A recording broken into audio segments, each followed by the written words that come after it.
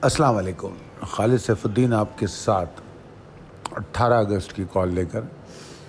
जनाब, समय पहले अपने सेशन को रैप अप करते हैं। आज के सेशन को यानी कि 17 अगस्त के सेशन को मैं बुल्स की एफ़र्ट्स को बहुत अप्रिशिएट करूंगा, क्योंकि जो लो बना 47,894 का, वहाँ से एक कंसिस्टेंट एफ़र्ट थी बुल्स की जो 48,397 तक ले गई। तो अगर हम कंक्लूड करें तो ये 500 पॉइंट का सफ़र था जो उन्होंने 11 बजे से आखिर तक तय किया। 48,076 और 64 एक अहम लेवल था आज के लिए, और मार्केट 12 बजे तक इसके नीचे रही है। 12 बजे के बाद फिर इसके नीचे नहीं आई। शुरू में वॉल्यूम कम थे, फिर वॉल्यूम थोड़े बेहतर होना शुरू हुए। स्टार्ट में तो थोड़े बहुत वॉल्यूम आ गए, फिर उसके बाद वॉल्यूम बिल्कुल कम हो गए थे, फिर दोबारा से वॉल्यूम गेन हुए, फिर आखिरी घंटे में वॉल्यूम बेहतर हो गए। रिफाइनरीज़ ने मार्केट को थोड़ा सा एक्साइट किया, ऑयल एंड गैस अच्छा रहा, सीमेंट एंड में इस कोशिशों में एंटर हुआ, टेक्नोलॉजी सेक्टर भी मिक्स था, ठीक था। तो ओवरऑल अगर देखा जाए, मुख्तलिफ मिक्स स्टॉक परफॉर्म करने की कोशिश कर रहे थे, रिकवर करने की। 179 पॉइंट के इजाफे के साथ मार्केट बंद हुई। वॉल्यूम कल के मुकाबले में तो कमोबेश वही थे, मगर कंपैरेटिवली देखें तो ये लो वॉल्यूम्स हैं, क्योंकि जो पिछले जो वॉल्यूम्स थे उसके मुकाबले में कम है। अच्छा जनाब, प्रिसाइज लेवल टेबल अपडेटेड है। Possibilities and strategies as per technical chart. कुछ ज़्यादा तब्दीलियाँ तो चार्ट पे मुझे नज़र नहीं आती। बेशक आज एफर्ट थी और बहुत अच्छी एफर्ट थी। अगर थोड़ा माफ़ी चाहता हूँ, मैं बाहर से आज आपको ये ऑडियो कर रहा हूँ तो थोड़ा सा बैकअप मतलब पीछे से आपको कुछ आवाज़ें आ रही होंगी, तो उसके लिए मैं मादरत चाहूँगा।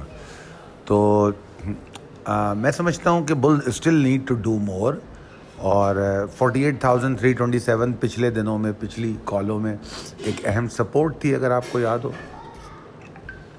अब इंडेक्स को दोबारा इसको सपोर्ट बनाना पड़ेगा अगर इसको एग्जॉस्शन से बाहर निकलना है। तो इस बात को ज़रा समझिएगा, यानी कि ये वो कम से कम लेवल है जिसके ऊपर इंडेक्स को सरवाइव करना होगा। यहाँ मैं बात एक्साइटमेंट या तेज़ी की नहीं कर रहा, मैं सिर्फ कह रहा हूँ प्रेशर को कम करने के लिए इसको सपोर्ट बनाना पड़ेगा, इसके ऊपर मार्केट को रुकना पड़ेगा। ठीक है, एक बात हो गई। मार्केट को तेज़ी करनी है, एफर्ट करनी है, तो 48,595 के ऊपर आना होगा। जस्ट टेस्ट करना इसको इनफ नहीं होगा, इसके ऊपर आके वॉल्यूम जनरेट करे, रुके, तो फिर बात बनेगी। और अनटिल देन हम तो ये कह सकते हैं कि जो रेंज आपको बताई गई है उसी रेंज में मार्केट ट्रेड हो रही है। 595 उसकी अपर लिमिट है रेंज की।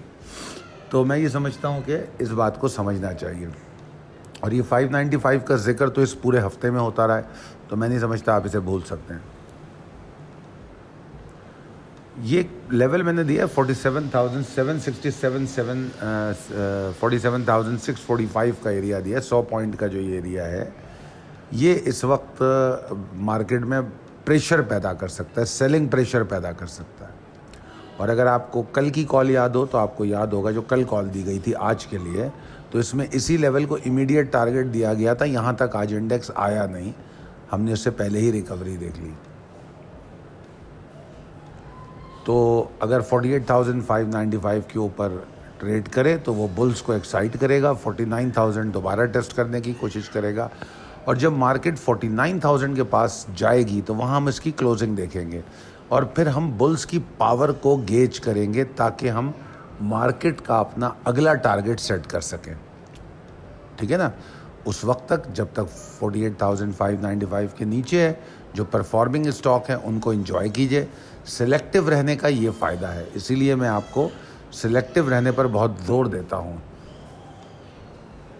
आप देख रहे होंगे कि मार्केट कल 400 पॉइंट गिरी, उसके बावजूद आपको कुछ स्टॉक दिए गए। स्टॉक में सिलेक्टिव रहने के लिए मैं इसीलिए ज़ोर डालता रहा हूँ, और उसकी वाज़ेह मिसाल स्क्रिप्ट कॉल है कि आपको 400 पॉइंट की गिरावट के बाद भी कुछ स्टॉक दिए गए। कुछ स्टॉक आपको वाज़ेह तौर पे नज़र आया होगा, परफॉर्म ही नहीं किया उन्होंने, अभी उन्होंने करना है परफॉर्म। तो हम रिप्लेसमेंट करते रहते हैं कि हम रीस्केड्यूल करें, रिप्लेस करें। तो दो चीज़ें याद रखिए, selection of stock should be fundamental, and आपको बहुत सिलेक्टिव होना चाहिए। और एंट्रीज एंड एग्जिट जो हैं उसके लिए आपको टारगेटेड होना चाहिए और टेक्निकल्स पे बिलीव होना चाहिए। Market still in a range, और जब भी प्राइस एक्शन या इंडेक्स हो या प्राइस एक्शन हो वो किसी रेंज में ट्रेड करता है या साइडवेज मूव करता है, तो इसका मतलब ये होता है वो हमेशा एक अपकमिंग डायरेक्शन पे पॉइंट करता है, क्योंकि साइडवेज ट्रेंड जो है वो मेजर ट्रेंड नहीं होता, वो बुलिश और बेयरिश ट्रेंड के से पहले बनने वाला एक ट्रेंड होता है, जिसको मैं अक्सर ब्रीथिंग टाइम भी कहता हूँ। ठीक है ना, आप कंसोलिडेशन कह लें, ब्रीथिंग टाइम कह लें। तो इस वक्त मार्केट एक रेंज में चल रही है, तो इसके ट्रिगर होने पे अगर आप एक्साइटमेंट करेंगे तो आपको क्विक गेन मिलेंगे और लॉस के चांसेस बहुत कम होंगे। दुआ करूँगा आप कामयाब ट्रेड करें। बहुत शुक्रिया। अल्लाह हाफिज़।